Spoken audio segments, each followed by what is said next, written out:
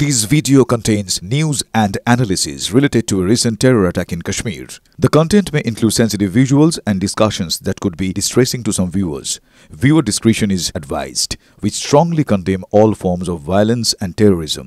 The purpose of the content is solely to inform and create awareness based on verified reports. সোনার কেল্লা, জয়সলমীর আন্তর্জাতিক সীমানা থেকে খুব কাছে। সেই শহর কয়েকদিন ধরে লাগাতার ব্ল্যাকআউট দেখেছে ঝাঁকে ঝাঁকে পাকিস্তানি ড্রোন। কিন্তু সবকটা ড্রোনকে ইন্ডিয়ান এয়ার ডিফেন্স সিস্টেম পর্যদুষ্ট করেছে।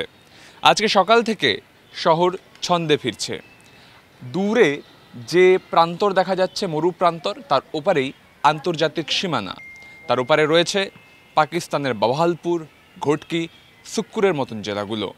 সেখান থেকেই লাগাতার জঙ্গি প্যাড থেকে জঙ্গি আক্রমণ হয়েছে ভারতে, এবং তারপর ভারত সেই জঙ্গি প্যাডগুলোকে দুর্মুষ করে দিয়েছে। ক্যামেরা বন্ধু তুষারকে দেখাতে বলবো যে আমরা যে শহরে রয়েছি, রাজস্থানের ভারত পাকিস্তান সীমানার খুব কাছে, আন্তর্জাতিক সীমানার খুব কাছে। তার ওপার থেকে একাধিক ড্রোন গত দুদিন ধরে ঝাঁকে ঝাঁকে জয়সলমীর, পোখরান, বারমেড়ে ঢোকার চেষ্টা করেছে এবং তাকে বিধ্বস্ত করেছে ভারতের এয়ার ডিফেন্স সিস্টেম। আজকে অবশ্য শহর অনেকটা বেশি ছন্দে এসেছে।